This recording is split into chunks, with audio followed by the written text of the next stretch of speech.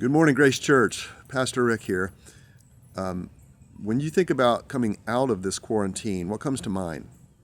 What are you thinking on the other side, what that's going to look like for us to emerge from this time of shutdown?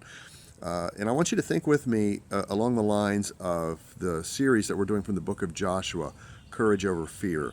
Because Joshua was at this place with the children of Israel where Moses had delivered them from Egypt. They had been in slavery for a long time. They then spent this indeterminate time in the wilderness, and now they were about ready to embark on crossing the Jordan River and going into the Promised Land.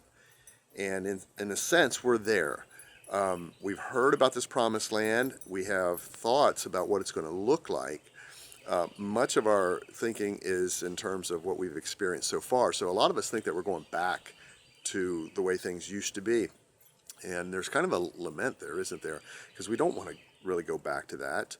Sometimes being in the wilderness, it takes being in the wilderness to recognize the Egypt, the place of bondage that we have been delivered from. And so in a very real way, this quarantine time has helped us to think more clearly about what we really don't want to bring into the Promised Land. But at the same time, we think about coming out of this into the future, and we really don't know what that looks like. And so we think, well, it'll be much like the same of what it used to be, and it's not. Same way with the children of Israel. They're going into the Promised Land, and the one thing that they heard was there's giants in the land. There's going to be challenges there. If we think that coming out of this quarantine is just going to be, a bed of roses, or going to be milk and honey, and it's going to be great because God is preparing us for it, but we don't realize that there's going to be challenges to overcome, that God is going to show up, but he's going to use us to overcome some of those challenges. That's why we're called to have courage.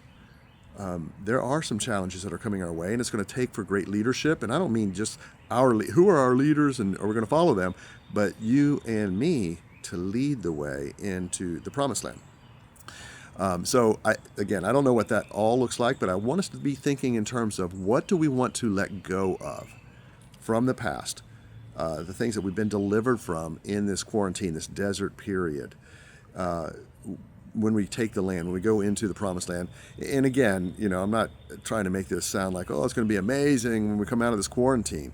A lot of it's going to be a lot of the same of what we're used to, but we get to rewrite the story. We get to reset the way that we do life. And so what are some of the things that we don't want to take with us into the future? What are some things that we've learned here in the desert time that we do want to take with us? So think of the children of Israel, 40 years in the wilderness, right? That was a time that they had to learn to trust God, to depend on God for even things like just their daily bread. Every single person had to think in terms of, I can't do this by myself, but I depend on God. They also learned to care for one another. And you and I are learning in this time that that's really what's important, is how to look out for each other, to do random acts of kindness for folks, but also to intentionally check in on people and say, hey, how are you doing? What can I do to help you? Is there anything that you need?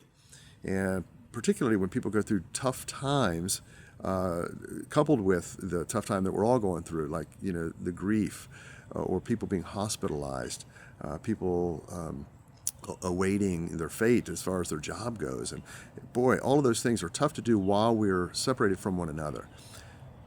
Again, going into the Promised Land, going into that place that God is preparing for us, that God has made available for us. We've got to think in terms of how do we depend on God even there, and how do we care for one another. Make those the important things.